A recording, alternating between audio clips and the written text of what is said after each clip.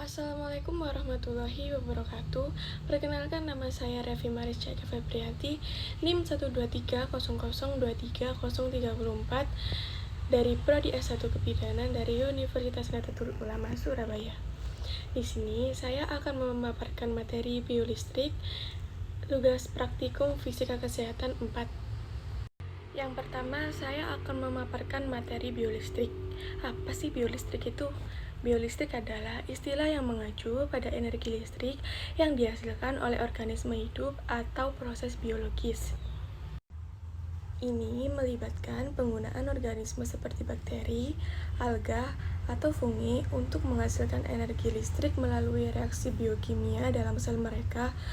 Contoh umum dari biolistrik adalah penggunaan mikrobial fuel cell atau MFC, di mana mikroorganisme mengoksidasi senyawa organik dalam substrat dan menghasilkan elektron yang dapat digunakan untuk menghasilkan listrik.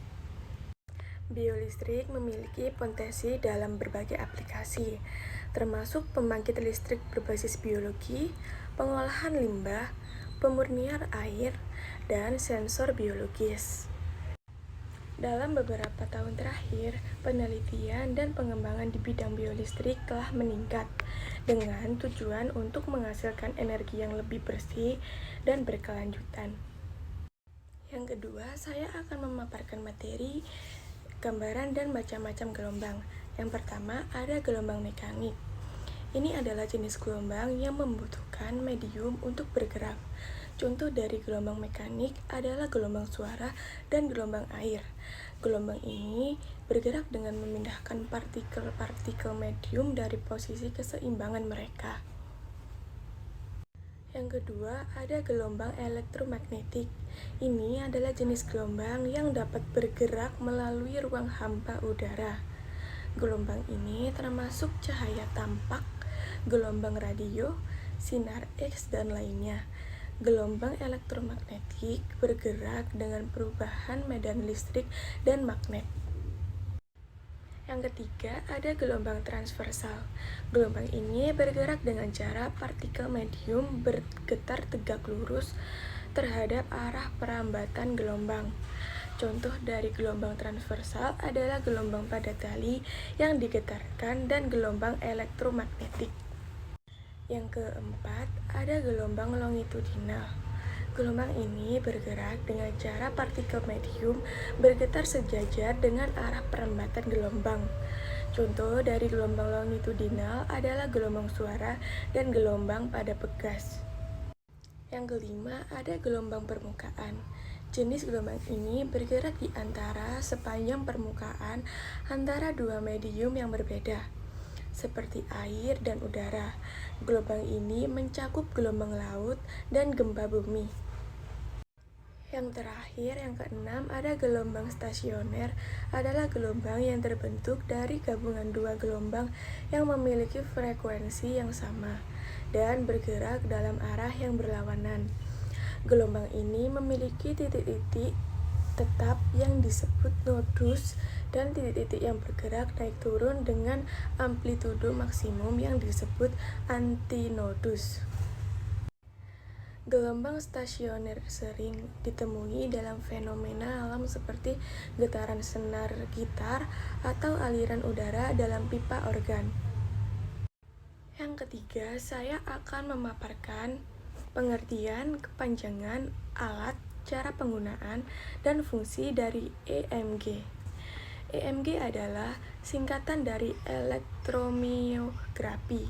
Ini adalah prosedur diagnostik yang digunakan untuk menilai kesehatan otot dan sel syaraf yang mengendalikan mereka, yang dikenal sebagai neuron motor. EMG dapat mengungkapkan disfungsi saraf, disfungsi otot, atau masalah dengan transmisi sinyal saraf ke otot. Alat yang digunakan dalam EMG adalah elektroda kecil yang dihubungkan ke kabel. Elektroda ini dimasukkan ke dalam otot yang sedang diperiksa untuk mengukur aktivitas listrik dalam otot tersebut. Cara penggunaannya adalah dengan memasukkan elektroda kecil ke dalam otot yang sedang diperiksa. Dokter akan meminta untuk menggerakkan otot tersebut sedikit dan aktivitas listrik yang dihasilkan oleh otot akan direkam. Fungsi dari EMG adalah untuk membantu mendiagnosis cedera dan kondisi yang mempengaruhi otot dan syaraf yang mengendalikannya. Ini adalah alat yang berharga dalam mengidentifikasi sindrom penjepitan atau kompresi saraf yang umum terjadi dalam kondisi seperti sindrom terowongan karpal dan radikulopati atau syaraf terjepit seperti sciatica, dengan menentukan syaraf yang terpengaruh dan menilai tingkat keparahan kondisi. EMG membantu dalam perencanaan pengobatan yang tepat. Yang kedua ada EKG, adalah singkatan dari elektrokardiogram. Ini adalah tes non-invasif yang memantau dan mencatat aktivitas listrik jantung saat berdetak. EKG adalah alat diagnostik yang rutin digunakan untuk menilai fungsi listrik dan otot jantung. Alat yang digunakan dalam EKG adalah sebuah mesin yang terhubung ke dada, lengan, dan kaki pasien melalui kabel dan elektroda.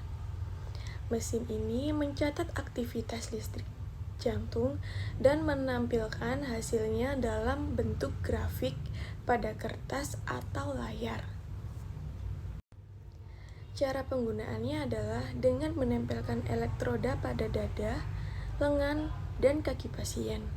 Mesin EKG kemudian mencatat aktivitas listrik jantung dan menampilkan hasilnya dalam bentuk grafik. Fungsi dari EKG adalah untuk mendeteksi dan memantau masalah jantung. Dengan setiap detak, impuls listrik atau gelombang melalui jantung. Gelombang listrik ini menyebabkan otot berkontraksi dan memompa darah dari jantung. Abnormalitas dalam pola listrik yang diharapkan, seperti yang ditampilkan pada grafik, dapat membantu mendiagnosis berbagai jenis masalah jantung, seperti fibrilasi atrium, angina, dan serangan jantung. Yang ketiga ada ECG, yaitu elektrogastrografi. Pengertiannya yaitu perekaman aktivitas listrik dalam sistem pencernaan bagian atas. Kepanjangannya yaitu elektrogastrografi. Alatnya elektroda yang ditempatkan di sekitar perut. Cara penggunaannya, elektroda ditempatkan di perut untuk merekam aktivitas listrik dalam lambung dan usus kecil. Fungsinya mendiagnosis gangguan pencernaan seperti gastroparesis dan gangguan motilitas lambung. Yang keempat ada ING, yaitu elektronistakmografi. Pengertiannya adalah perekaman aktivitas listrik dalam mata untuk mengevaluasi gerakan bola mata. Kepanjangannya yaitu elektronistakmografi. Alat elektroda yang ditempatkan di sekitar mata. Cara penggunaannya, elektroda ditempatkan di sekitar mata untuk merekam gerakan bola mata dan aktivitas listrik yang terkait. Fungsinya mendiagnosis gangguan keseimbangan dan penyakit dalam telinga dalam. Yang kelima ada ERG, yaitu elektroretinografi. Pengertiannya yaitu perekaman respon listrik dari retina mata. Kepanjangannya ERG adalah elektroretinografi, alat elektroda yang ditempatkan di dekat mata. Cara penggunaannya, elektroda ditempatkan di dekat mata untuk merekam respon listrik dari retina saat terpapar cahaya. Fungsinya mendiagnosis gangguan mata seperti retinitis pigmentosa dan degenerasi makula. Yang keenam, saya akan menjelaskan pengertian, kepanjangan, alat, dan cara penggunaan dan fungsi dari EOG. EOG adalah singkatan dari elektrokulogram. Pengertian EOG adalah tes elektrofisiologis yang digunakan untuk mengukur potensial listrik antara kornea dan membran Burt di mata. Tes ini merekam aktivitas listrik yang dihasilkan oleh gerakan mata. Kepanjangannya yaitu elektrokulogram atau EOG. Alat untuk menggunakan EOG digunakan elektroda yang ditempatkan di sekitar mata. Elektroda ini mendeteksi perubahan potensial listrik saat mata bergerak. Cara penggunaannya, elektroda ditempatkan di sekitar mata, biasanya di dekat sudut dalam dan sudut luar mata. Pasien diminta untuk melihat ke arah tertentu atau mengikuti gerakan objek yang bergerak untuk merekam respons elektrik mata. Fungsinya, EOG digunakan untuk Fungsi dari EOG digunakan untuk mengevaluasi fungsi otot mata dan gerakan bola mata. Tes ini dapat membantu dalam diagnosis dan pemantauan kondisi seperti nistagmus atau gerakan mata yang tidak terkontrol. Kemudian ada distrofi retinal dan gangguan saraf optik. Yang terakhir, yang ketujuh ada EEG, yaitu elektroensefalografi.